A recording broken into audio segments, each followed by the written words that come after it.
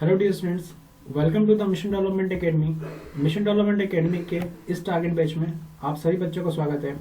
और जैसा कि आप सभी बच्चे जानते हैं कि ये जो बैच होने वाला है उन सभी बच्चों के लिए होने वाला है जो कि क्लास 9 सैनिक स्कूल, मिलिट्री स्कूल या भी किसी भी तरीके के कॉम्पिटिटिव एंट्रेंस एग्जाम की तैयारी कर रहे हैं। सो आप सभी बच्चे जानते हैं कि हम यहाँ पढ़ रहे हैं साइंस, और साइंस में हमारा चल रहा है चैप्टर नंबर 4 जो कि है reproduction in plants and animal. ठीक है, reproduction in plants and animal, जिसमें हमने कंप्लीट कर चुका है रिप्रोडक्शन इन प्लांट्स।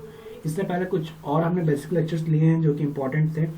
नाउ आज का आज का जो लेक्चर है बहुत ज़्यादा इंपॉर्टेंट होने वाला है। क्यों?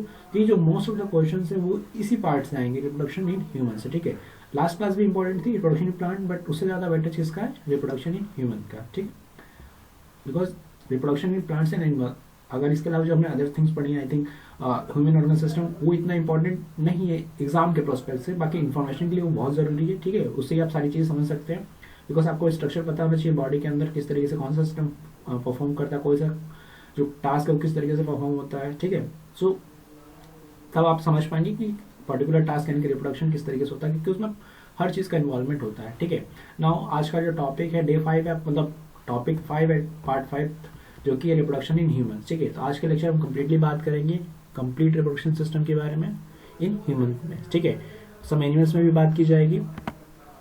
देखो, जैसा कि आप सभी जानते हैं कि हम जो फॉलो कर रहे हैं वो है सैनिक स्कूल का सिलेबस, और उसके अकॉर्डिंग हमने ऑलरेडी फॉसिल फ्यूल हमारा फर्स्ट चैप्टर कंबशन कंप्लीट कर चुके हैं। ठीक है, सेल स्ट्रक्चर कंप्लीट कर चुका है, और अभी चल रहा है हमारा reproduction in plants and animal. ठीक है, जिसकी ये लास्ट क्लास होने वाली है।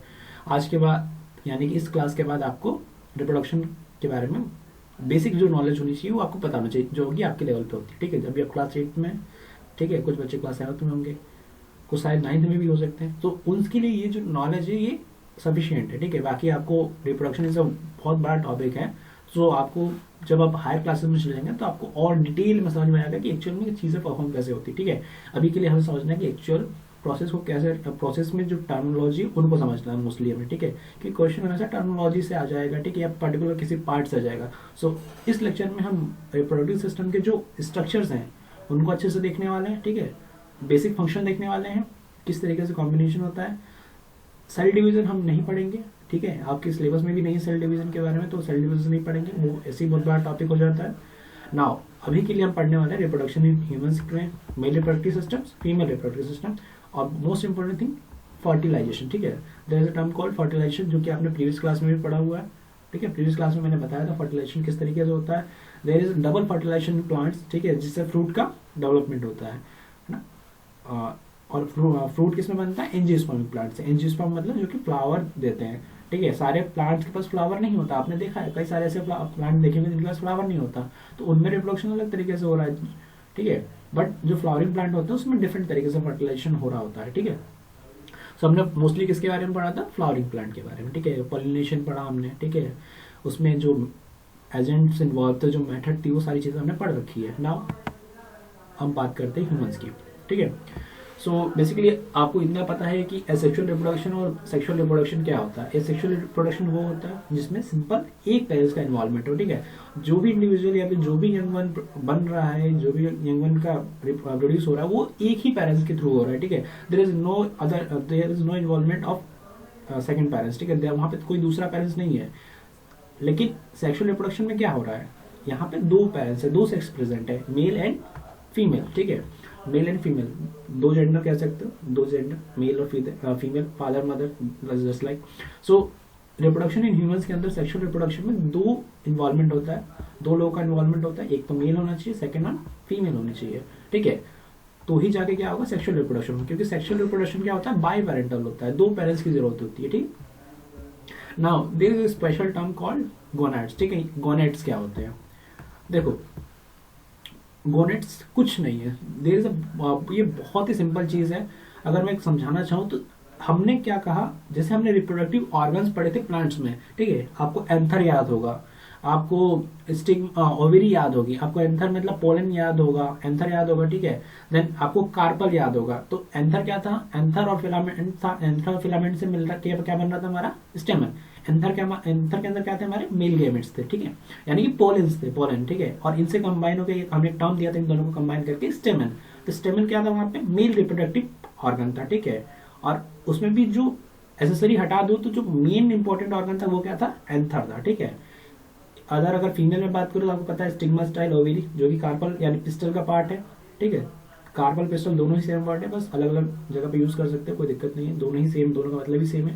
कार्पल बोल लो, कार्पल्स बोल लो, अगर आपको अच्छा लगता है कि आप पिस्टल बोलो तो आप पिस्टल बोल लो, पिस्टल वैसे आसान पड़ जाएगा आपको, ठीक है।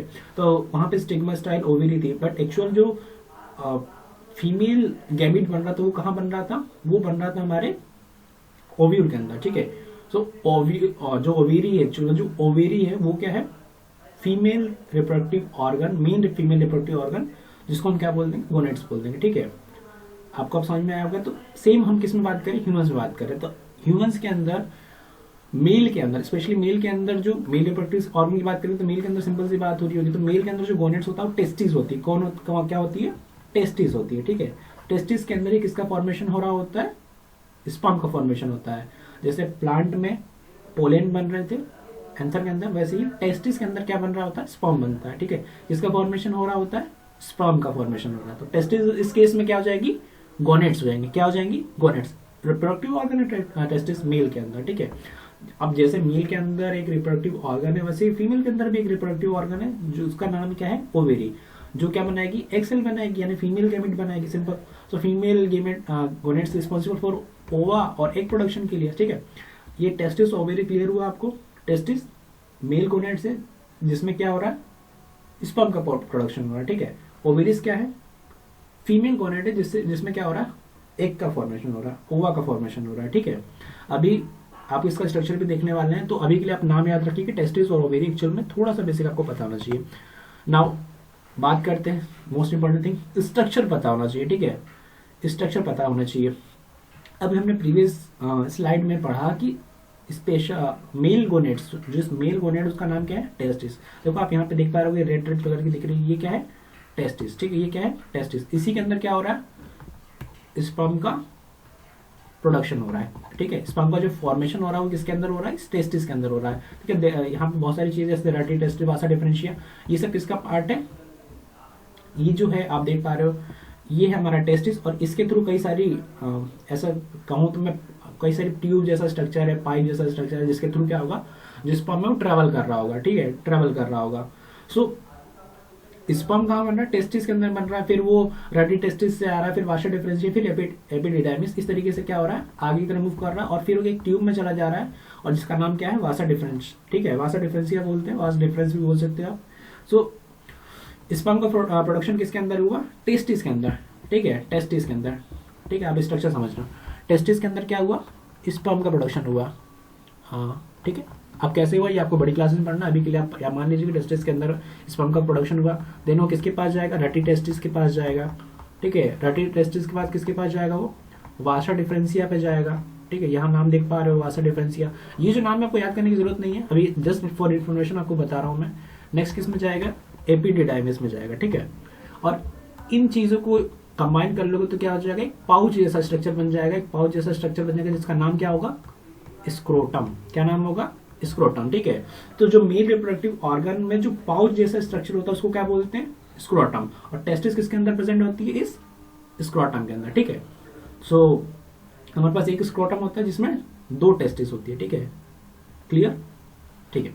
नाउ जब स्पर्म का प्रोडक्शन हो गया तो क्या होगा, जब स्पर्म का प्रोडक्शन हो गया तो स्पर्म क्या होगा, ट्रैवल करेगा इस पाथ के थ्रू, देन वो किस में चला जाएगा, वासा डिफरेंशियल, वो क्या है, ट्यूब है, पाथ है, ठीक है। वासा डिफरेंशियल से क्या होगा, वासा डिफरेंशियल से वो चला जाएगा सेमिनल वेसिकल्स में, ठीक है, ये ट्यूब जैसा स्ट्रक्चर आएगा, और ये फिर किस में हो जाएगा, हमारे पेनिस के थ्रू बाहर चला जाएगा, ठीक है।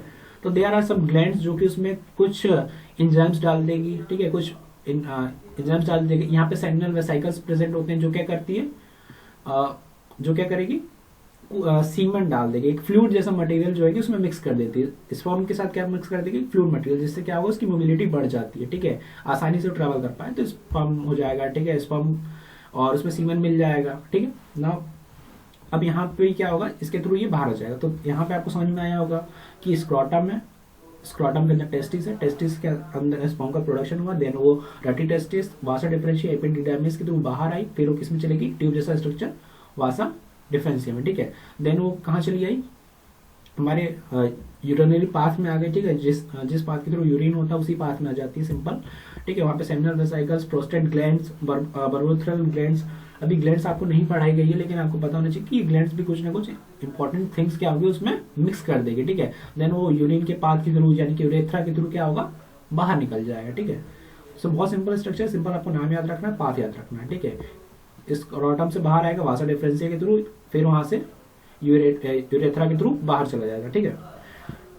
अब यहाँ पे ये ग्लांस पेनिस है, ये जो टिप वाला पार्ट होता है इसको ग्लांस पेनिस बोलते हैं, ठीक है, फोर स्क्रीन वाला पार्ट, ओके। सो यहाँ पे हमारा जो मेल रिप्रोडक्टिव सिस्टम है वो कंप्लीट होता है स्ट्रक्चर के बेसिस पे, ठीक है। अब उसके कुछ फंक्शन देखते हैं, ठीक है। सबसे पहले टेस्टिस। सो टेस्टिस बहुत ही सिंपल, अभी पिछले 2 स्लाइड में हमने इसी की बात की है। तो टेस्टिस में क्या होता है, स्पर्म का फॉर्मेशन होता है। किसका फॉर्मेशन होता है, स्पर्म का फॉर्मेशन होता है, ठीक है। इसके साथ क्या होता है, टेस्टोस्टेरोन हार्मोन भी बनता है। क्या बनता है, टेस्टोस्टेरोन हार्मोन, ठीक है। ये मेल रिप्रोडक्टिव हार्मोन बोल सकते हैं इसको, मेल रिप्रोडक्टिव हार्मोन, ठीक है। ये किसके अंदर होता है, खाली मेल्स के अंदर प्रेजेंट होता है, ठीक है। ये फीमेल्स के अंदर नहीं होता, ठीक है। तो जो मेल रिप्रोडक्टिव हार्मोन है उसका नाम क्या है, टेस्टोस्टेरोन, ठीक है।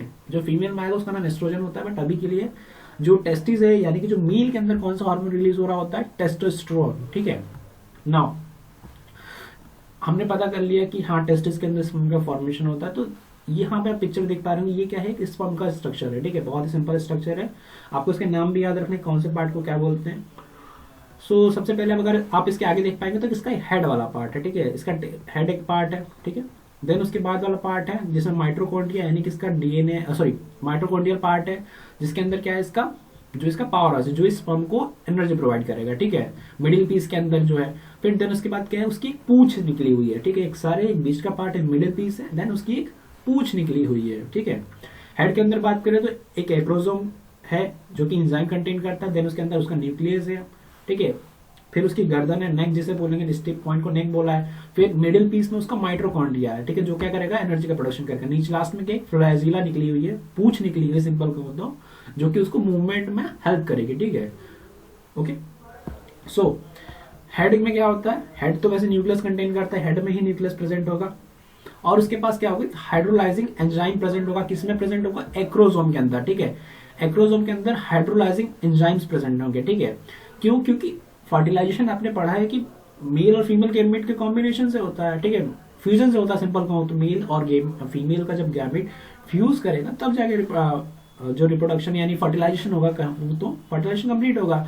तो जो एग होता है उसके ऊपर एक कवरिंग होती है, ठीक है, कवरिंग होती है। तो उसके अंदर जाने के लिए उसको हाइड्रोलाइज को तोड़ना पड़ता है, ब्रेक डाउन करके अंदर एंट्री लेनी पड़ती है, ठीक है। तो वो काम कौन करता है, एक्रोसोम करता है, ठीक है। ये क्या करेगा, उसके अंदर जाने का पाथ रेडी करेगा। एक्रोसोम क्या करेगा, उसकी वॉल को तोड़ देगा और उसके अंदर चला जाएगा, ठीक है, जिसके थ्रू जाएगा, ठीक है। देन मिडिल पीस जिसके अंदर माइटोकॉन्ड्रिया होता है। माइटोकॉन्ड्रिया आपको पता है power house of the cell, आप सेल स्ट्रक्चर में पढ़ चुके हैं, बहुत इंपॉर्टेंट पार्ट है। इसके बिना ये नहीं रहेगा तो एनर्जी नहीं बन पाएगी, एनर्जी नहीं बन पाएगी तो ये स्पर्म पहले ही मर जाएगा, ठीक है। देन टेल, इसका बहुत ही सिंपल काम है, responsible for the movement of sperm, ठीक है। किसके मूवमेंट के लिए रिस्पॉन्सिबल है, खाली किस तरीके से आगे बढ़ेगा, ठीक है। इसका नाम याद रखना, फ्लेजिला, ठीक है, फ्लेजिलम जो बोलना चाहो बोल सकते हो, दोनों ही सेम वर्ड है। Now next scrotum. अभी स्क्रोटम भी आपको समझ जाएगा, जैसे सेक लाइक स्ट्रक्चर होता है, ठीक है, जो क्या करता है, मेंटेन करता है temperature 2 to 3 degree lower than the body, ठीक है, फॉर स्पर्म फॉर्मेशन, ठीक है। देखो अगर मैं बात करूं स्क्रोटम, तो स्क्रोटम का एक इंपॉर्टेंट फंक्शन होता है, क्या, आपका जो टेस्टिस होती है उसको स्पर्म प्रोडक्शन के लिए आपकी बॉडी से नॉर्मल टेम्परेचर चाहिए। आपकी नॉर्मल बॉडी का टेम्परेचर कितना था, 37 डिग्री के अराउंड।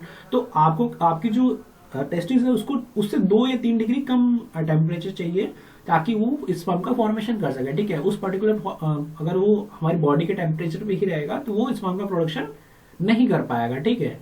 तो स्क्रोटम क्या करता है, एक पाउच जैसा स्ट्रक्चर है, सेक लाइक स्ट्रक्चर, जिसके अंदर दोनों टेस्टिस होती है। वो एक वार्म इन्वायरमेंट, एक कोल्ड इन्वायरमेंट देता है, 2 to 3 degree lower than the body. जो बॉडी का टेम्परेचर होता है उसे 2-3 डिग्री कम ही देगा, ठीक है, जिससे क्या होगा, स्पर्म का फॉर्मेशन में हेल्प होती है, ठीक है। देन एपिडिडाइमिस अभी मैंने बताया, ठीक है, एपिडिडाइमिस, रेडी टेस्टिस, वासा डिफरेंशिया भी आपको बताया। तो टेस्टिस के अंदर क्या हुआ, फॉर्मेशन हो गया स्पर्म का, फिर वो रेडी टेस्टिस, और फिर किसके पास चली आई, एपिडिडाइमिस के पास। किसके पास चली आई, वासा डिफरेंशिया, फिर एपिडिडाइमिस, ठीक है। यहाँ अगर आप देख पा रहे होगे तो यहाँ स्पर्म का प्रोडक्शन हो रहा है टेस्टिकुलर लोब्यूल्स यानी टेस्टिस के अंदर हुआ, देन वो रेडी टेस्टिस के थ्रू क्या हो गई, वासा डिफरेंशिया में चली गई, वासा डिफरेंशिया में आ गई, देखो यहाँ पे गुच्छे जैसा बना हुआ है, गुच्छे जैसा बना हुआ है, इसको क्या नाम बोला हमने, एपिडिडाइमिस। और इसके अंदर क्या होगा, इसके अंदर टेम्परेली जो स्पर्म है वो क्या हो जाएगा, स्टोर हो जाएगा, ठीक है, टेम्परेली स्टोर हो जाएगा, परमानेंट नहीं होता, टेम्परेली स्टोर होता है, ठीक है। फिर देन वास डिफरेंशिया, डक्ट होती है, डक्ट बोल लो, ट्यूब बोल लो, जिसके थ्रू क्या होता है, स्पर्म ट्रेवल करता है, ठीक है। जो भी स्पर्म है वो किसके थ्रू जाएगा, ये वासा डिफरेंशिया के अंदर, वासा डिफरेंशिया के थ्रू, ठीक है, वासा डिफरेंशिया के थ्रू, वासा डिफरेंस भी बोल सकते हो, वासा डिफरेंशिया ज्यादा अच्छा है। तो डक्ट दैट कैरीज स्पर्म, ठीक है, इसके थ्रू ही क्या होता है, जो स्पर्म है ट्रेवल करता है, ठीक है। देन सेमिनल वेसिकल क्या होती है, ग्लैंड होती है, आपको बताया, क्या करती है, सीक्रेट करती है सेमिनल फ्लूइड, ठीक है, फ्लूइड ऐड कर, अगर सीक्रेट करेगी, फ्लूइड लिक्विड जैसा मतलब होता है, ठीक है, वो स्पर्म में क्या कर देगी, ऐड कर देगी, जिससे क्या होगा, उसकी मोटिलिटी यानी कि जिस उसकी जो मूवमेंट करने की स्पीड है वो थोड़ा बढ़ जाती है, और सब न्यूट्रिशन मिल जाता है उसको, कुछ न्यूट्रिशन मिल जाएगा। देन वो कॉमन डक्ट में चली जाएगी, यूरेथ्रा जिसे बोलते हैं। कॉमन डक्ट यानी कि कॉमन डक्ट का मतलब क्या है, देखो आपका जो यूरिन है और आपका जो सीमन है वो क्या हुआ ना, दोनों एक पास से जा रहे हैं। सीमन मतलब क्या होता है, जैसे मान लो स्पर्म आया और स्पर्म में क्या हो गया, सीमन मिल गया, तो सीमन मिलने के बाद उसको क्या बोलते हैं, स्पर्म नहीं बोलते, उसको हम सीमन बोल देते हैं, ठीक है। जो स्पर्म और सीमन जो फ्लूइड है कंबाइन हो जाएगा तो उसको सीमन बोलते हैं। तो जो सीमन है वो किसके थ्रू ट्रेवल करता है, यूरेथ्रा के थ्रू। यूरेथ्रा क्या आपका यूरिनरी पाथ है ना, जिसके थ्रू आपका यूरिन ट्रेवल करता है, तो उसी पाथ से क्या ट्रेवल करेगा, आपका सीमन ट्रेवल करेगा, ठीक है। तो इसलिए हम इसे कॉमन डक्ट भी बोलते हैं, ठीक, common duct form by urethra and Vasa differentia form the secretion of the urine and semen, दोनों इसी के थ्रू ट्रेवल करता है, ओके। यहाँ पे स्ट्रक्चर देख पा रहे हो स्क्रॉटम का, यहाँ देखोगे तो ये क्या है, हमारी टेस्टिकुलर लॉब्यूल्स है, ये देखो छोटे छोटे टेस्टिकुलर लॉब्यूल्स है, ठीक है, सेमिनिफरस ट्यूब्यूल्स भी बोलते हैं। देन इसके बाद क्या होगा, रेडी टेस्टिस, फिर ये बाहर निकल जाएंगे, फिर क्या होगा, ये वासा डिफरेंशिया देख पाओगे, ये जो है गुच्छे जैसा स्ट्रक्चर बना है, ये क्या है इसका, वासा डिफरेंशिया, जहाँ पे क्या होगा, जो स्पर्म होता है वो टेम्परेली स्टोर होता है, सीमन स्टोर नहीं होता, ठीक है। सीमन कहाँ बनता है, सीमन बनता है जब वो सेमिनल वेसिकल जो फ्लूइड है वो स्पर्म में मिल जाता है, यानी कि बाद में होता है, ठीक है, ऐसे पहले नहीं होगा, सीमन नहीं बोलेंगे, पहले उसको स्पर्म ही बोलते हैं। सो मेल रिप्रोडक्टिव सिस्टम यहाँ पे हमारा कंप्लीट होता है। नाउ बात करते हैं फीमेल रिप्रोडक्टिव सिस्टम के बारे में, ठीक है। स्ट्रक्चर आपको पता होना चाहिए क्योंकि इंपॉर्टेंट चीज है स्ट्रक्चर। देखो ये जो है क्या है हमारा, ये हमारी ओवेरी, ठीक है, ओवेरी से क्या जुड़ी हुई, ये तो एक ट्यूब जैसी जुड़ी हुई है, ट्यूब जैसा स्ट्रक्चर जुड़ा हुआ है, इसे बोलते हैं फैलोपियन ट्यूब। क्या बोलते हैं, फैलोपियन ट्यूब। इसका दूसरा नाम है ओविडक्ट। क्या नाम है, ओविडक्ट, ठीक है। ये ओविडक्ट कहाँ जाके ओपन होता है, यूरेटस में, ठीक है, यूरेटस में। देन यूरेटस के नीचे देखोगे तो यहाँ पे सर्विक्स है, और सर्विक्स के नीचे क्या है, वजाइना, ओके, सर्विक्स के नीचे क्या है, वजाइना। अब इनके धीरे धीरे फंक्शन देखो, आपको स्ट्रक्चर समझ में आ रही है, स्ट्रक्चर कौन सी चीज कहाँ होती है। ओवेरिस क्या होती है, responsible for the egg formation influence by oestrogen. अब एस्ट्रोजन क्या है, एस्ट्रोजन है हमारा फीमेल रिप्रोडक्टिव हार्मोन, ठीक है, फीमेल रिप्रोडक्टिव हार्मोन। जब फीमेल में रिप्रोडक्शन फेज में कौन सा हार्मोन रिलीज होता है, ओवेरिस कौन सा हार्मोन रिलीज करेगी, एस्ट्रोजन। मेल कौन सा हार्मोन रिलीज कर रहा होता है, टेस्टिस कौन सी हार्मोन रिलीज कर रही होती है, टेस्टोस्टेरोन। ओवेरिस कौन सी करती है, एस्ट्रोजन, ठीक है। तो ओवेरिस क्या करती है, रिस्पॉन्सिबल है किसके लिए, एग के फॉर्मेशन के लिए। किसके फॉर्मेशन के लिए, एग यानी जो ओवा है उसके फॉर्मेशन के लिए, ठीक है। ध्यान रखना जो एग्स होते हैं फीमेल के अंदर वो लिमिटेड होते हैं, ठीक है, जो उनको बर्थ के टाइम पे ही मिल जाते हैं। जैसे मेल में क्या हो रहा है, जो भी स्पर्म की जितनी जरूरत पड़ी बनाते जा रहे, कोई दिक्कत नहीं। बट जो फीमेल्स होती हैं उनमें जो एग्स होते हैं वो फिक्स्ड अमाउंट में होते हैं, मिलियंस में होते हैं बट फिक्स्ड अमाउंट में होते हैं, ठीक है। किसी किसी में कम होते हैं, किसी किसी में ज्यादा होते हैं, तो उनको कुछ बीमारियां भी फेस करनी पड़ती है, ठीक है। ये बता रहा हूँ, ऐसा नहीं है कि जो फीमेल है वो जितना चाहे उतने एग्स ओवा सेल गैमेट्स फीमेल गैमेट्स बना सकते हैं, ऐसा नहीं हो सकता, ठीक है। फीमेल्स फिक्स है, ठीक है। 50 साल के बाद वो क्या हो सकता है, रिप्रोडक्शन फेज में नहीं जा सकती हैं। क्यों, क्योंकि उनके पास एग्स खत्म हो जाते हैं, वो नए एग्स नहीं बना सकते, ठीक है। सो ओवेरिस क्या है, responsible for the egg formation, और किसके इन्फ्लुएंस है, एस्ट्रोजन, जो कि क्या है, फीमेल रिप्रोडक्टिव हार्मोन, ठीक है, एस्ट्रोजन के हार्मोन है। Next fallopian tube. अब जो एग का फॉर्मेशन हो गया वो किसी ना किसी चीज के थ्रू ट्रेवल करेगा, ठीक है, उसको यूरेटस में जाना है इम्प्लांट होने के लिए, क्योंकि जो यूरेटस क्या होता है, गर्भ होता है, ठीक है, जहाँ पे क्या होगा, जो वो क्या होगा, मैच्योर होगा, जो भी क्या बोलते हैं जायगोट एम्ब्रो है जो होगा डेवलप होगा। सो फैलोपियन ट्यूब क्या करेगा, रिसीव करेगा मैच्योर एग, ठीक है, मैच्योर एग को रिसीव करेगा, उसका फर्टिलाइजेशन होगा, कहाँ पर होगा, फैलोपियन ट्यूब के थ्रू, ठीक है। उससे पहले देखो यूरेटस इस शेप लाइक पाउच जैसा स्ट्रक्चर, जिसमें क्या होता है बेबी डेवलप होता है ड्यूरिंग प्रेगनेंसी, ये यूरेटस है, ये आप देख पा रहे हो सेंटर में। देन नीचे क्या है, cervix, cap of the vagina, vagina की कैप है सिंपल सा। देन वजाइना, वजाइना क्या है, ये एक्चुअली यही मेन पार्ट है जो क्या करेगा, रिसीव करता है स्पर्म को, ठीक है। जो भी स्पर्म आ रहा है क्या बोलते हैं मेल रिप्रोडक्टिव सिस्टम से, मेल रिप्रोडक्टिव पार्ट से, वो हमको कौन रिसीव करने वाला है, वजाइना, ठीक है। वजाइना की कैप क्या होती है, वजाइना की कैप को क्या बोलते हैं, सर्विक्स, जो कि उसके ऊपर है, ठीक है। देन उसके अंदर क्या है, यूटरस प्रेजेंट है। यूटरस क्या है, जहाँ एक शेक लाइक स्ट्रक्चर है, पाउच लाइक स्ट्रक्चर है, खाली जगह, जहाँ पे क्या होगा, बेबी क्या होगा, डेवलप होगा, ठीक है। लेकिन अब देखो सिंपल, आपको सारी चीज समझ में आ गई। अब क्या होगा, वजाइना में स्पर्म का एंट्री हो गई, ठीक है। वजाइना में स्पर्म ने ट्रैवल किया, स्पर्म में ट्रैवल किया, आपको पता है स्पर्म मोटाइल होते हैं, मोटाइल मतलब मूवमेंट कर सकते हैं, मूवमेंट करते करते वो कहाँ जाएंगे, इस फैलोपियन ट्यूब के अंदर जाएंगे, किसी भी साइड जा सकते हैं।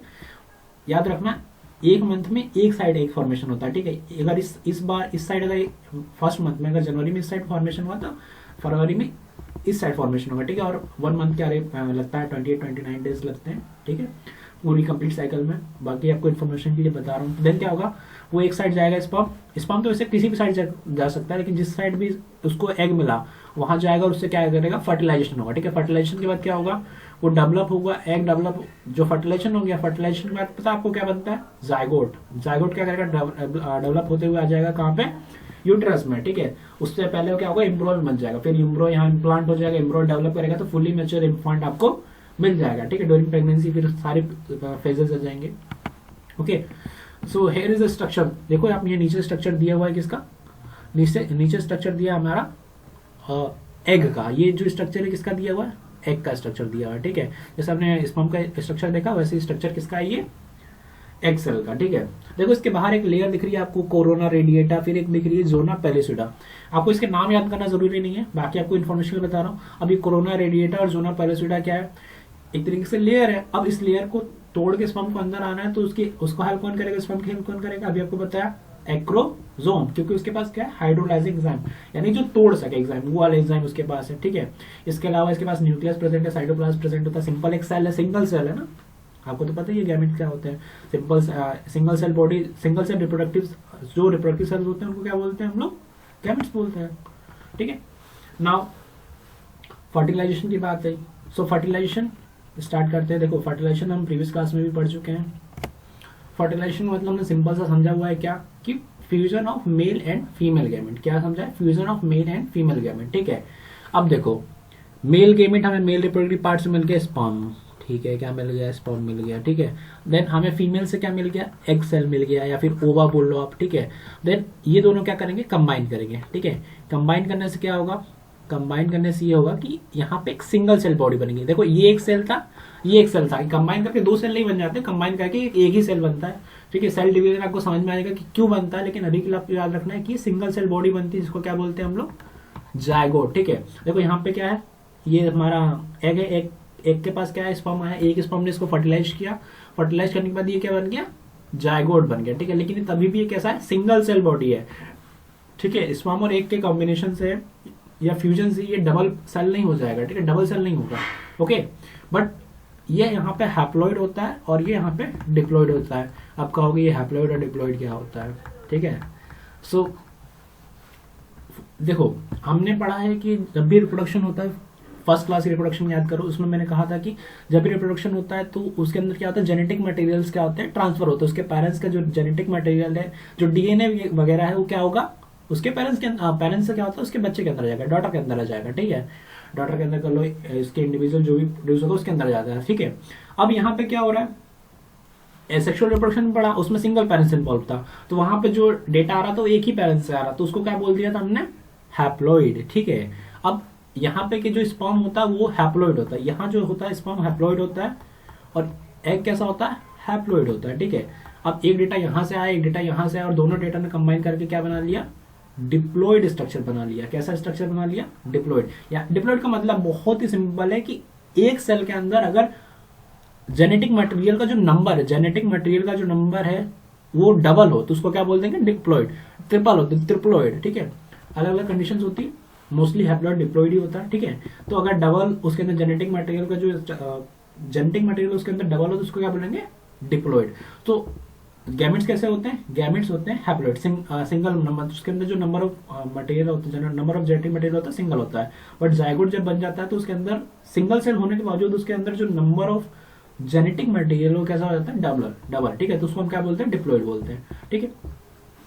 सो fusion of male and female gamete, sperm था, एग था, फर्टिलाइजेशन हुआ, फ्यूजन हो गया, फ्यूजन होने के बाद एक सिंगल सेल स्ट्रक्चर बना जिसका नाम बोल दिया हमने क्या, जायगोट, ठीक है। ये फर्स्ट सेल होता है, ठीक है, पहला सेल होता है किसी भी बॉडी को डेवलप करने के लिए। जो फर्स्ट सेल होता है उसका क्या नाम हो गया, यहाँ पे जायगोट हो गया, ठीक है, ओके। अब फिर जायगोट क्या होगा, जायगोट फिर टुकड़ों में टूटता जाएगा, टूटता जाएगा।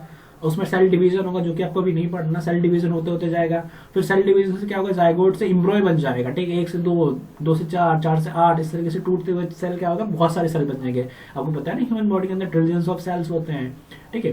तो फिर एम्ब्रॉय बन जाएगा, एम्ब्रॉय के बाद फीटस बन जाएगा, फीटस के बाद इन्फांट बन जाएगा, ठीक है। फुली डेवलप बेबी बन जाएगा, इन्फांट बन जाएगा, ठीक है। सो ये सारी चीजें कंप्लीट होगी। बट फर्टिलाइजेशन यहाँ पे हमारा कंप्लीट होता है कि fusion of male and female gamete, ठीक है।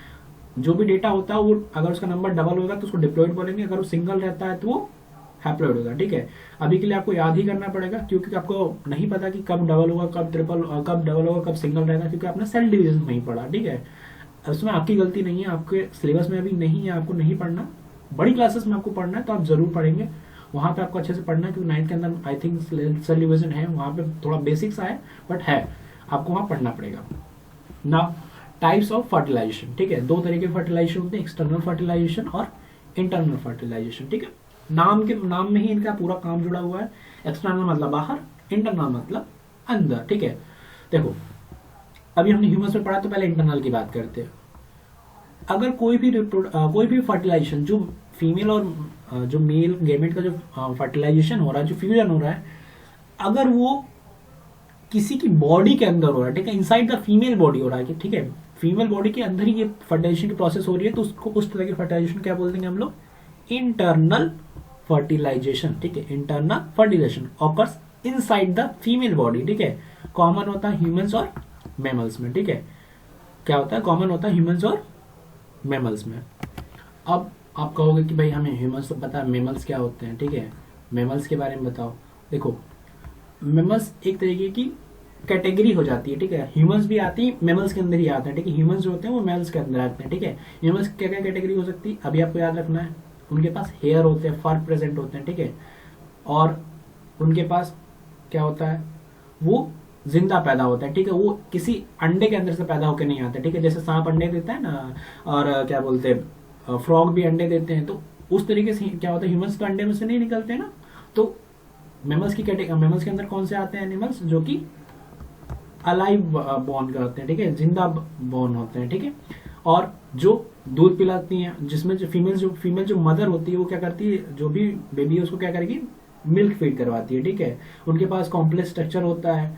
तो ये सब कुछ कैरेक्टरिस्टिक्स हैं मैमल्स की, जिसकी वजह से उसको क्लासिफाई किया गया। और ह्यूमंस भी किसके अंदर आते हैं, मैमल्स के अंदर, ठीक है। वेल भी किसके अंदर, वेल जो होती है, वेल मछली आपने सुना वो किसके अंदर आती है, मैमल्स के अंदर आती है, ठीक है।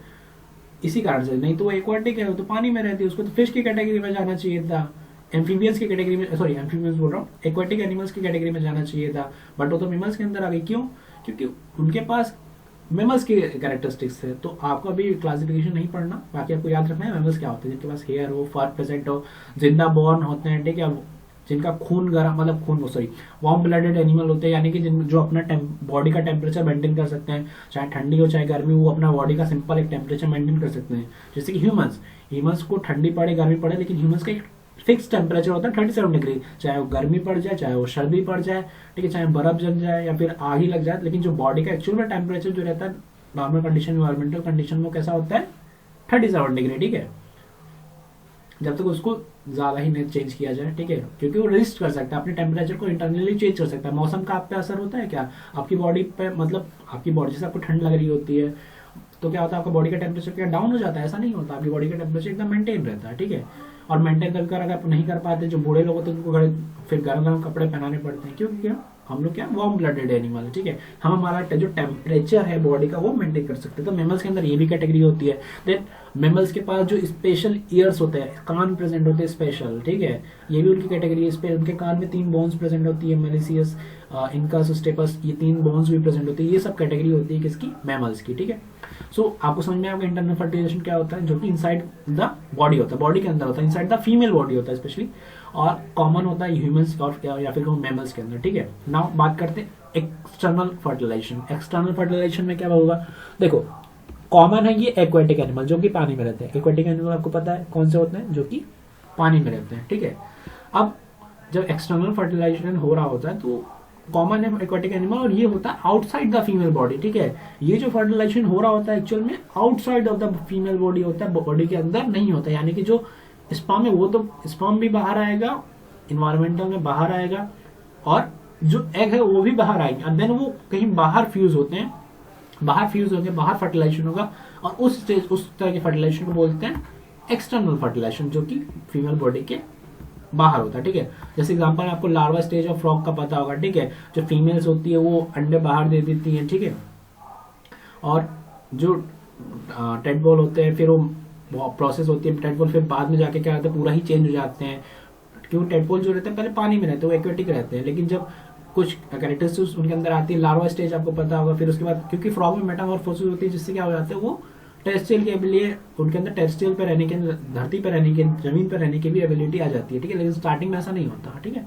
तो लार्वा जो स्टेज होती है, यानी जिस तरीके से फ्रॉग जो होता है डेवलप होता है वो किसके थ्रू होता है, एक्सटर्नल फर्टिलाइजेशन है। जो फर्टिलाइजेशन होता है वो आउटसाइड द बॉडी होता है, एग भी बाहर रहता है, फीमेल एग दे देती है, मेल स्पर्म दे देता है, बाहर उसका फर्टिलाइजेशन हो जाता है, सिंपल, ठीक।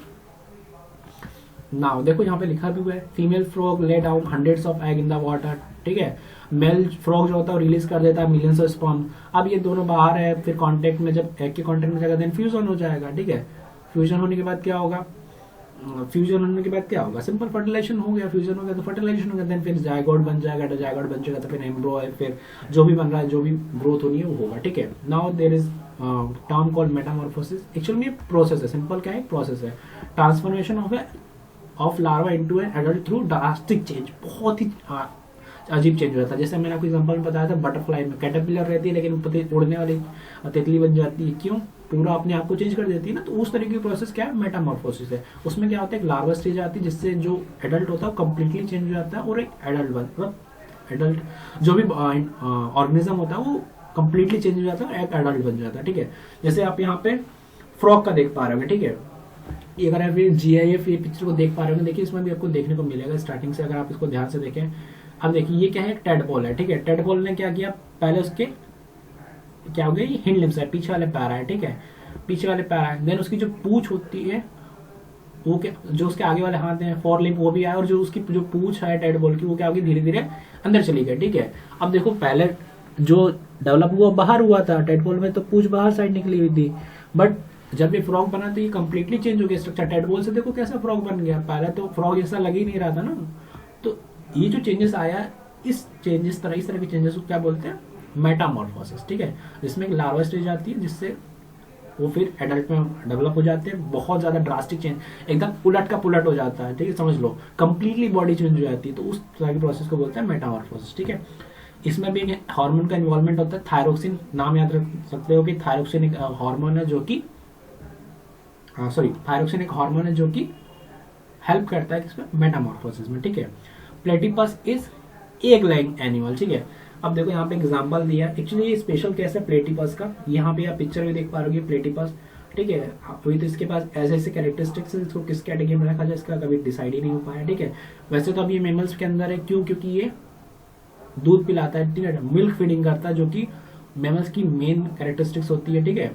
सो प्लेटिपस क्या होता है, प्लेटिपस क्या है, मेमल है, ठीक है। क्यों, क्योंकि ये मिल्क फीडिंग कर सकता है, ठीक है, इसके पास फर भी है और ये मिल्क फीडिंग कर सकता है, ठीक है। बट प्लेटिपस एक एक्सेप्शन है, क्योंकि ये क्या देता है, एग देता है, ठीक है, एग लेग एनिमल, ठीक है।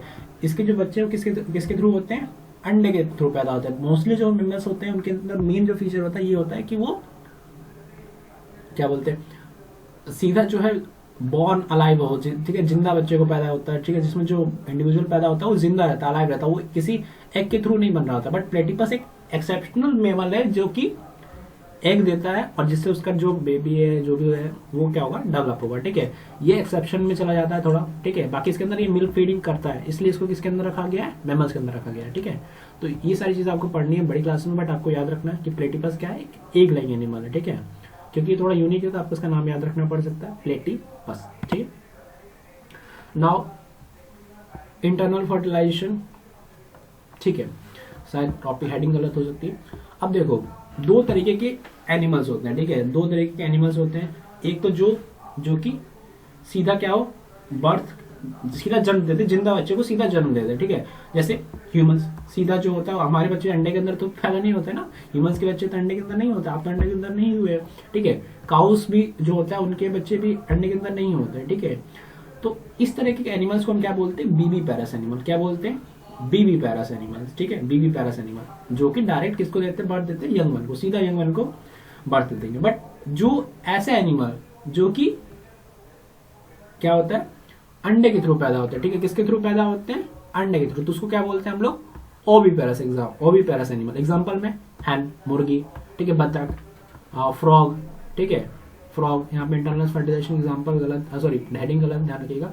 हैन हो गया, डक हो गया, फ्रॉग हो गया। ठीक है, कौवे हो गया। ठीक है, कौवे भी अंडे देते हैं, चिड़िया तो मोस्टली अंडे देती है। ठीक है, तो फ्रॉग भी क्या होते हैं, फ्रॉग जो फीमेल फ्रॉग होती है वो क्या होती है, एग्स देती है ना, तो एग्स से क्या होता है, न्यू बेबी बॉर्न होता है। ठीक है, तो एनिमल जो होते हैं जो अंडे देते हैं उनको बोलते हैं ओविपेरस, जो सीधा यंग वन को बर्थ देते हैं उनको क्या बोलते हैं, बीवीपेरस। ओविपेरस बीवीपेरस क्लियर होना चाहिए, कोई ज्यादा बड़ी टर्म नहीं है, सिंपल आपको पता होना चाहिए ओविपेरस क्या होता है और बीवीपेरस क्या होता है। ठीक है, नाउ इंटरनल फर्टिलाइजेशन में डिफरेंट स्टेजेस आती है। ठीक है, उनकी बात भी करनी जरूरी है। ठीक है, फर्स्ट ऑफ ऑल जायगोट, ये आपको पता होना चाहिए कब आएगा, जब गैमेट फीमेल का और मेल का। ठीक है, मेल लिख देता हूं यहाँ पे और यहाँ पे फीमेल गैमेट। ठीक है, ये क्या करेंगे, कंबाइन करेंगे और क्या बनेगा, जायगोट बनेगा। क्या बनेगा, जायगोट बनेगा, जो कि क्या होगा, फर्स्ट सेल होगा। ठीक है, देन ये डिवाइड करेगा, सेल डिवीजन होगा 1 से 2, 2 से 4, और फिर क्या बन जाएगा, ये इम्ब्रॉय बन जाएगा। ठीक है, फिर इम्ब्रॉय में डिवाइड होते होते क्या हो जाएगा, ये बन जाएगा एक फीटस। क्या बन जाएगा, फीटस। और देन क्या बन जाएगा, एक फुली डेवलप इन्फेंट। ठीक है, अब देख सकते हो फर्स्ट जायगोट बना, जो कि आपको पता है फर्स्ट सेल फॉर्म होता है आफ्टर फ्यूजन फर्टिलाइजेशन के बाद, जो फर्स्ट सेल फॉर्म होता है उसका नाम क्या होता है, जायगोट, जो कि डिवाइड होता है रिपीटली। ठीक है, सिंपल। अब जब ये डिवाइड होगा तो ये क्या बन जाएगा, इम्ब्रॉय बन जाएगा। नेक्स्ट स्टेज होगी, इसको क्या बोलेंगे, इम्ब्रॉय। ठीक है, इसमें क्या होता है, जो सेल्स होते हैं उनका ग्रुप बन जाता है, सिंगल सेल अब नहीं रहता, उनका क्या हो जाता है, ग्रुप बन जाता है। ठीक है, जिससे क्या होता है, उनके डिफरेंट टिश्यूज ऑर्गन्स डेवलप होना स्टार्ट हो जाते हैं। ठीक है, टिश्यूज और ऑर्गन डेवलप स्टार्ट होते हैं। ठीक है, एम्ब्रॉय स्टेज में जब इनके टिश्यू और ऑर्गन डेवलप मतलब बनने स्टार्ट हो गए, देन अब डिवीजन तो रुका नहीं, डिवीजन तो अभी भी हो रहा है। तो डिवीजन होते होते क्या होता है, एक टाइम आता है जब जो बेबी होता है उसका जो बॉडी पार्ट्स होते हैं वो डेवलप होने लगते हैं, यानी कि हाथ पैर डेवलप होने लगते हैं। यूजुअली 8 वीक्स के अंदर होता है। ठीक है, फर्टिलाइजेशन के 8 वीक के बाद। तो अब उस स्टेज को बोलते हैं हम लोग क्या, फीटस। क्या बोलते हैं, फीटस। ठीक है, और जब एक फुली डेवलप बेबी हो जाता है उसका नाम क्या, उसको क्या बोलते हैं हम लोग, इन्फेंट बोलते हैं। टर्मिनोलॉजी है। ठीक है, फर्स्ट सेल है तो जायगोट बोल देंगे, देन अगर उसमें डिवीजन हो चुका है 1 से 2, 2 से 4 हो चुके हैं तो उसको क्या बोलेंगे, इम्ब्रॉय बोल देंगे। देन अगर उसके अंदर बॉडी पार्ट्स बन चुके हैं तो उसको फीटस बोल देंगे। जब अगर फुली डेवलप है तो इन्फेंट बोल देंगे। ठीक है, क्लियर होना चाहिए।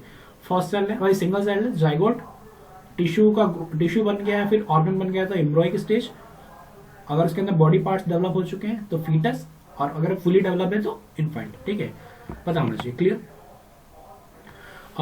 यहाँ पे एक और चीज है, डेवलपमेंट ऑफ चिक्स। ठीक है, development of chicks in hen. ठीक है, मुर्गियों के बच्चे कैसे होते हैं। ठीक है, मुर्गियों में तो अंडा मतलब मुर्गियां जो होती हैं वो अंडा देती है ना। सो यहाँ क्या होता है, जायगोट क्या होता है, डिवाइड होता है। ठीक है, जायगोट डिवाइड होता है, आपको पता है इम्ब्रॉय बनता है।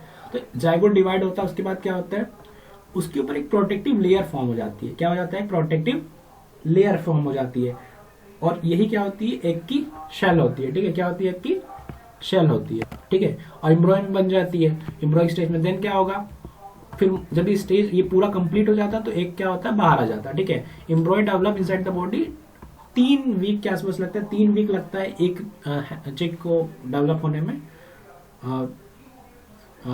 Sorry, embryo develop inside the egg taking out 3 weeks to develop a chick. ठीक है, जो एम्ब्रॉय होता है उसको 3 हफ्ते लगते हैं चिक बनने में, ठीक है, कंप्लीट चिक बनने में, ठीक है। देन क्या होगा, उसके बाद बाहर आएगा, ठीक है।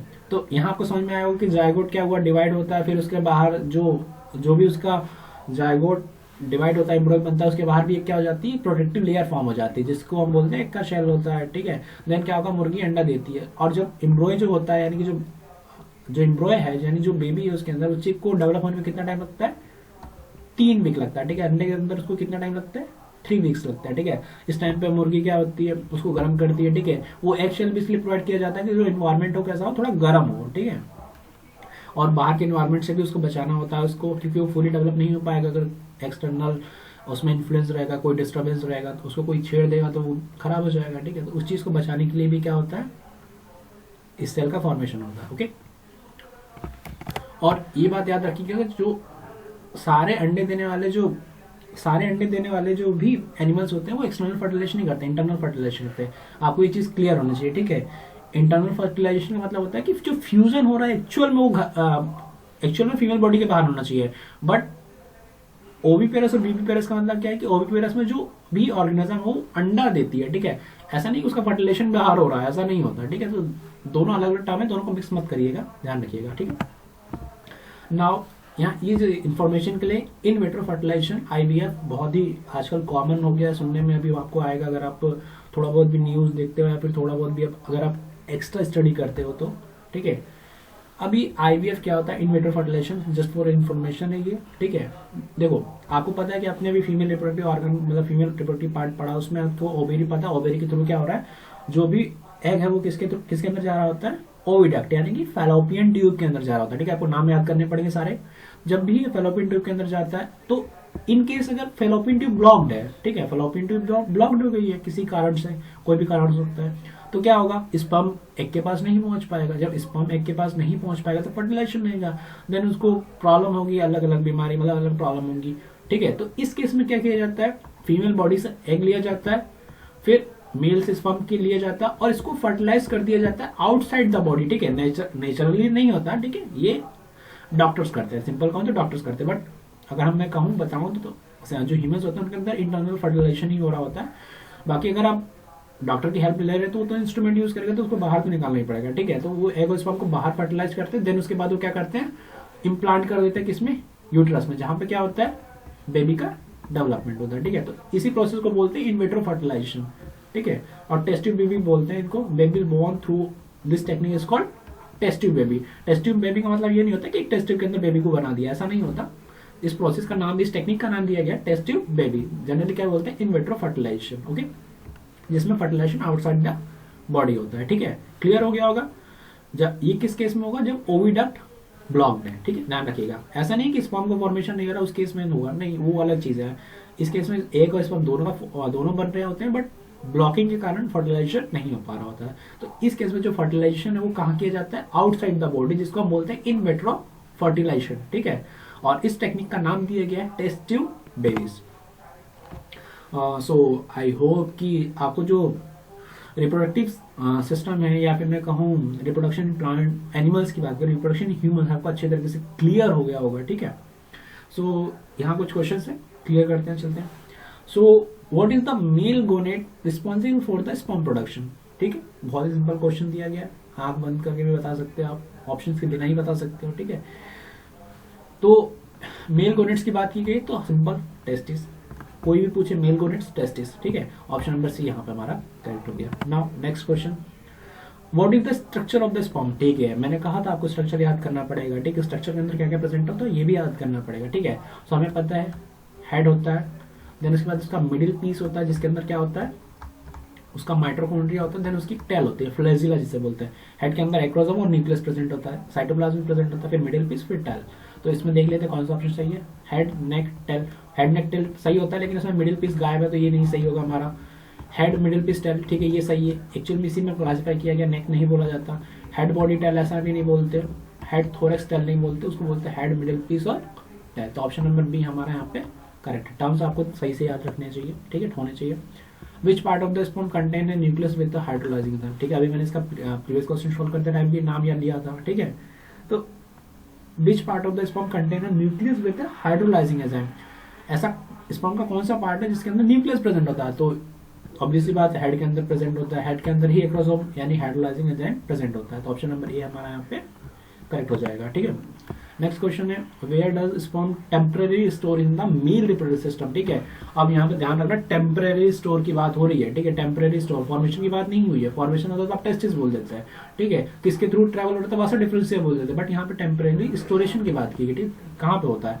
सो आपको पता है टेस्टिस में नहीं होगा, कहाँ होता है? एपिडिडाइमिस। ऑप्शन नंबर ए हमारा यहाँ पे करेक्ट है। वासा डिफरेंशियल उसको कैरी करती है, seminal vesicle seminal fluid release करती है और टेस्टिस स्पर्म बनाते हैं। तीन ऑप्शन गलत है, ऑप्शन नंबर ए हमारा यहाँ पे करेक्ट हो जाएगा।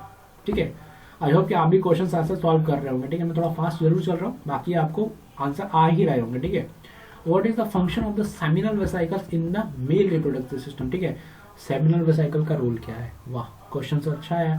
ठीक है, सारे क्वेश्चन एक दूसरे से लिंक ही है। ठीक है, सो स्पर्म प्रोडक्शन नहीं, ये तो मेरे हिसाब से काम है किसका? मेरे हिसाब से क्या काम किसका है? टेस्टिस का काम है। ठीक है, नेक्स्ट स्पर्म का स्टोरेशन यहाँ पे मैं कहूँगा टेम्पररी स्टोरेशन, तो वो एपिडिडाइमिस का काम है। एपिडिडाइमिस स्पेलिंग करेक्ट हो गई। ठीक है, secretion of the seminal fluid. ठीक है, ऑप्शन नंबर सी यहाँ पे करेक्ट है। सेमिनल वेसिकल्स क्या करता है? सेमिनल फ्लूइड रिलीज करता है। ठीक है, secretion of the seminal fluid. Temperature regulation वो तो स्क्रोटम करता है, ध्यान रखिएगा। ठीक है, ये हम बात कर रहे हैं टेस्टिस के केस में टेम्परेचर रेगुलेशन की। ठीक, अब यहाँ में which is the female gonad responsible for the egg production. बहुत सिंपल क्वेश्चन आ गया, फीमेल गॉर्नेट कौन है, कौन सी है इसमें से जो रिस्पॉन्सिबल है एग के प्रोडक्शन के लिए? सो ओवेरिस, ओवेरिस का आंसर है क्योंकि ओवेरी के अंदर ही फीमेल गैमेट का फॉर्मेशन होता है। ठीक है, now next question, where does fertilisation occurs in the female reproductive system. ठीक है, अब इसमें क्वेश्चन पूछा गया है कि फर्टिलाइजेशन एक्चुअल में कहाँ होता है? यूट्रस में होता है? नहीं। ओवेरी के अंदर होता है? नहीं होता। कहाँ होता है? ओविडक्ट के अंदर, ओविडक्ट के अंदर। ठीक है, यूट्रस के अंदर तो बेबी इम्प्लांट होता है, वजाइना के थ्रू स्पर्म रिसीव होता है, सर्विक्स तो कैप हो गई। फेलोपियन ट्यूब के अंदर एक्चुअल में फर्टिलाइजेशन होता है। तो ऑप्शन नंबर सी हमारा यहाँ पे करेक्ट हो गया, ओविडक्ट। ठीक है, what is the sac where a baby develop during pregnancy. Pregnancy के टाइम पे वो कौन सी जगह है जहाँ पे बेबी डेवलप होती है? वजाइना के अंदर नहीं, ये तो ओपनिंग हो जाती है। फेलोपियन ट्यूब, ये नहीं, ट्यूब के अंदर नहीं हो सकता। सर्विक्स कैप से कुछ नहीं लेना देना। ठीक है, यूट्रस, हाँ सी ऑप्शन यहाँ पे हमारा करेक्ट हो जाएगा। क्यों? क्योंकि यूट्रस ही होता है जहां पे जो प्रेगनेंसी के टाइम पे जो बेबी है फुली डेवलप होता है। ठीक है, नेक्स्ट है what is the term for the first cell form by after the fusion of male and female gamete. ठीक है, गैमेट्स के जब मेल और फीमेल गैमेट का फ्यूजन हो गया उसके बाद जो फर्स्ट सेल बना उसका नाम क्या होता है? याद रखना, बहुत ही इंपॉर्टेंट है, कभी भूल भी मत जाना, चाहे आज आप पढ़ रहे हो बड़ी क्लास में हो, बहुत ही इंपॉर्टेंट है। एम्ब्रॉय नहीं, ये तो जब ग्रुप ऑफ सेल हो जाता है तब बोलते हैं। फीटस जब उसके बॉडी पार्ट्स डेवलप हो जाता है, इनफैक्ट मतलब फुली डेवलप। जायगोट होती है सिंगल सेल फर्स्ट सेल जो होती है। ठीक है, तो ऑप्शन नंबर ए हमारा यहाँ पे करेक्ट हो जाएगा। तो जायगोट ही वो टर्म है जो कि फर्स्ट सेल को दिया गया है, फॉर्म आफ्टर द फ्यूजन। ठीक है, सो नेक्स्ट क्वेश्चन है in which reproductive process are eggs and sperms are collected. ठीक है, स्पर्म और एग को कलेक्ट किया जाता है, फर्टिलाइज किया जाता है आउटसाइड द बॉडी, देन उसको प्लेस्ड कर दिया जाता है in the uterus for the development. ठीक है, बॉडी के जो भी बेबी उसका डेवलपमेंट के लिए उसको वापस यूट्रस में डाल दिया जाता है। ठीक है, तो ये एक्सटर्नल फर्टिलाइजेशन है क्या? हाँ, देखा जाता है आउटसाइड द बॉडी, बट इसमें कंप्लीटली आउटसाइड नहीं होता, इसके लिए स्पेशल टर्म दिया गया है। ठीक है, इंटरनल भी नहीं बोल सकते, कंप्लीटली इंटरनल भी नहीं बोल सकते, इसको बोलते हैं आईवीएफ, इन विट्रो फर्टिलाइजेशन। ठीक है, ऑप्शन नंबर सी हमारा यहाँ पे करेक्ट हो जाएगा। इन्फॉर्मेशन के लिए बताया था, क्वेश्चन भी आ गया। ठीक है, नेक्स्ट है what is the male sex hormone responsible for the sperm production. Male sex hormone का नाम बता जो कि रिस्पॉन्सिबल है स्पर्म प्रोडक्शन के लिए। तो बिना सोचे समझे आपको नाम देना क्या? टेस्टोस्टेरोन। क्या नाम दोगे? टेस्टोस्टेरोन। एस्ट्रोजन किसका है? फीमेल में है। प्रोजेस्टेरोन क्या है? एक प्रेगनेंसी का हार्मोन है। ठीक है, एंड्रोजन इमरजेंसी के टाइम पे सॉरी ठीक है, एंड्रोजन क्या है? मेल सेक्स हार्मोन है। ठीक है, जो कि सेक्सुअल डेवलपमेंट में काम करता है, बॉडी पर जो बॉडी में सेक्सुअल पार्ट्स होते हैं उनके डेवलपमेंट में हेल्प करता है एंड्रोजन। ठीक है, तो ऑप्शन नंबर हमारा यहाँ पे करेक्ट क्या है? मेल सेक्स हार्मोन की बात करें तो ऑप्शन नंबर सी हमारा यहाँ पे क्या हो जाएगा? करेक्ट हो जाएगा। ठीक है, यहाँ पे लिख देते हैं ऑप्शन नंबर सी हमारा यहाँ पे करेक्ट है। ओके, नेक्स्ट है what is the function of the acrosome in the head of the sperm. ठीक है, एक्रोसोम का क्या फंक्शन है in the head of sperm? Energy production नहीं भाई, वो तो मिडिल पीस करता है, माइटोकॉन्ड्रिया। स्पर्म की मोटिलिटी नहीं, वो तो टेल करती है, फ्लैजिला। ठीक है, डाइजेस्टिंग एंजाइम फॉर फर्टिलाइजेशन। ठीक है, टेम्परेचर रेगुलेशन नहीं करता। कुछ डाइजेस्टिंग एंजाइम इसके पास होते हैं। ठीक है, जिससे क्या होता है? ये फर्टिलाइजेशन में हेल्प करता है। ठीक है, एग सेल के अंदर स्पर्म को ले जाने में हेल्प करता है, जिससे क्या होगा? जिससे एग की जो आउटर वॉल उसको डाइजेस्ट कर देगा, जिसके थ्रू क्या होगा? जो भी स्पर्म है वो क्या होगा, अंदर चला जाएगा, देन क्या होगा, फ्यूजन, फ्यूजन होगा यानी कि फर्टिलाइजेशन हो जाएगा। तो ऑप्शन नंबर सी यहाँ पे हमारा करेक्ट हो जाएगा ना। ठीक है, next question, what is the cap of the vagina cord? Vagina की कैप को सर्विक्स कहते हैं। ऑप्शन नंबर बी यहाँ पे करेक्ट है। कोई बड़ा क्वेश्चन नहीं था यहाँ पे, कोई लॉजिक वाला क्वेश्चन नहीं था। ठीक है, so how many does it take for embryo to develop inside the egg in the development of a chick? ठीक है, एग के अंदर एक एम्ब्रॉय को एक चिक में कन्वर्ट होने में, ठीक है, मुर्गी के बच्चे आपको पता है, ठीक है, कितना टाइम लगता है? तभी आपको बताया गया था इन्फॉर्मेशन में कि 3 वीक्स लगते हैं। तो ऑप्शन नंबर सी यहाँ पे हमारा करेक्ट हो जाएगा। एक चिक बनने में, एक एग को चिक बनने में कितना टाइम लगता है? 3 वीक्स लगता है। ठीक है, 3 वीक्स यानी 21 डेज। ओके, ठीक है, नेक्स्ट क्वेश्चन है, in which reproductive stage does the zygote develop into a different tissue and organ? ठीक है, अब जाइगोट रिप्रोडक्टिव स्टेज में does the zygote develop into different tissue बन जाते हैं, ऑर्गन बन जाते हैं। ठीक है, याद रखना है कौन सी स्टेज होती है जिसमें टिश्यू और ऑर्गन बन रहे होते हैं? Embryonic stage. Option number B, option number B correct है यहाँ पे। ठीक है, फीटस नहीं, फीटस के अंदर क्यों? फीटस के अंदर जो बॉडी के पार्ट्स डेवलप हो जाते हैं, नॉट ऑर्गन, बॉडी के पार्ट्स ही डेवलप हो जाते हैं। ठीक है, इन्फेंट तो पूरी बॉडी डेवलप हो गई। ठीक है, तो टिश्यू कहाँ होगा? एम्ब्रॉय के अंदर होगा। ठीक है, सो आई होप कि आपको आज का लेक्चर कंप्लीटली समझ में आया होगा। ठीक है, बहुत ही इंपॉर्टेंट लेक्चर है। ठीक है, एग्जाम के प्रोस्पेक्ट से, क्योंकि क्वेश्चंस आने के चांसेस 100% होते हैं, यहाँ से एक आध क्वेश्चन आ ही जाता है, क्योंकि आपके पास टॉपिक ज़्यादा है साइंस के अंदर और क्वेश्चन के जो नंबर है वो कम है। तो आपको थोड़ा जो इंपॉर्टेंट पार्ट है, इंपॉर्टेंट सेक्शन, उसमें थोड़ा ज़्यादा ध्यान देना पड़ेगा। ठीक है, जिसमें रिप्रोडक्शन भी एक इंपॉर्टेंट सेक्शन है। ठीक है, सो अगर आप में से कोई बच्चे को अगर कोई डाउट हो सकता है तो वो क्या कर सकता है, हमें इस नंबर पर कांटेक्ट कर सकता है जो कि आपकी स्क्रीन पे दिया गया है। और कोई बच्चे अगर हमारी मेंटरशिप प्रोग्राम में जुड़ना चाहे तो वो भी हमें कांटेक्ट कर सकते हैं, जिसमें आपको वीकली टेस्ट दिया जाएगा, डाउट क्लासेस होती हैं। ठीक है, आपको टास्क दिया जाएगा, डे वाइज ट्रैकिंग भी होती है, और फिर आपके परफॉर्मेंस के बेसिस पे आपको रैंक भी दी जाती है। ठीक है, तो जो भी बच्चे इंटरेस्टेड है हमें मेंटरशिप प्रोग्राम के लिए, हमारे मेंटरशिप प्रोग्राम के लिए, तो हमें कॉन्टेक्ट कर सकते हैं दिए हुए नंबर पर। ठीक है, सो आई होप कि आज के इस लेक्चर में आपको सारे टॉपिक समझ में आए होंगे, आपको कोई सी तरह का डाउट नहीं रहा होगा। अगर किसी तरह का डाउट रह भी जाता है तो आप हमसे पूछ सकते हैं। सो आई होप ये वीडियो से आपको सारी रिप्रोडक्शन की चीज़ें समझ में आई होगी। So at the last, thank you so much.